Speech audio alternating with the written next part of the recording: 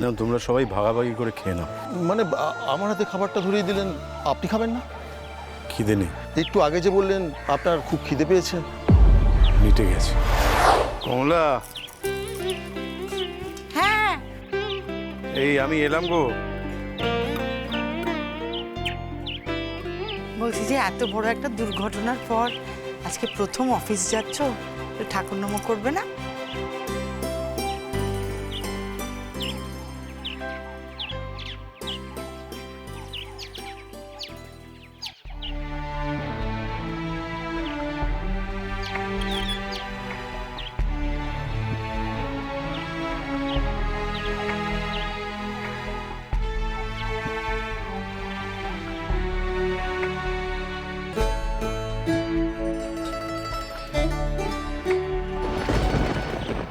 আর মাত্র কটা দিন এই স্কুটারে চড়ে অফিসে যাব, তারপর ছুটি।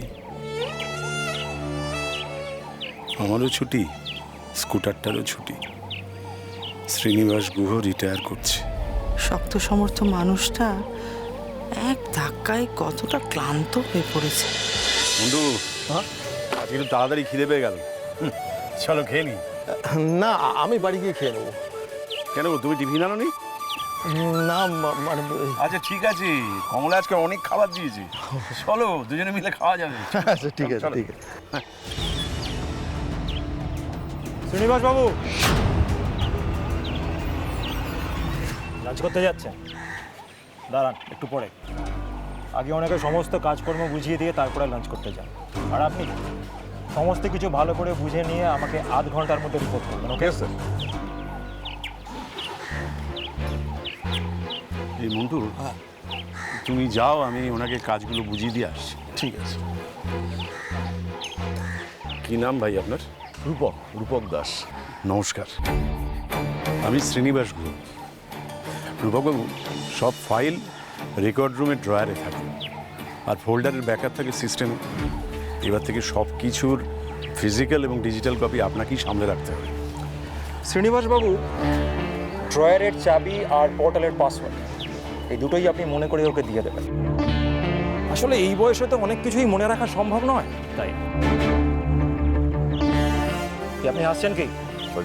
সব কিছু ওনার থেকে ভালো করে বুঝে নিন। Okay sir. উনি বিদায় নেওয়ার পর কিন্তু সব দায়িত্ব আপনার ঘাড়ে এসেই পড়বে। শ্রীনিবাস বাবু, এবার তাহলে খাবারটা? আরে সবাইকে খাওয়াচ্ছেন নাকি শ্রীনিবাস বাবু? রিটায়ারমেন্টের পার্টি, ক্যা বাত! আর কিছুদিন পরেই তো আপনি বেকার মেকানিক, কিন্তু থার্ড বার তো বিরাট দেখছি। এই কিছুদিন আগেই উনি টাকা নেই বলে কাঁদুনি গাইছিলেন। ওই দেখে তো মনে হচ্ছে না, আপনার দেখে মনে হচ্ছে? না স্যার। যান খেয়ে নিন, চলুন। হ্যাঁ।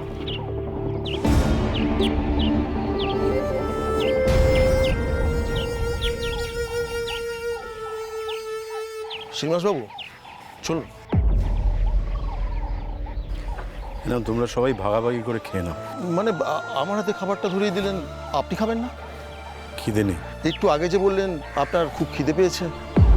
মিটে গেছে। অর্ধেকের বেশি জীবন আমি এই অফিসে কাটিয়েছি। এটাই আমার দ্বিতীয় বাড়ি। এই দ্বিতীয় বাড়িতেও আমার বিদায় ঘন্টা বেজেই গেল।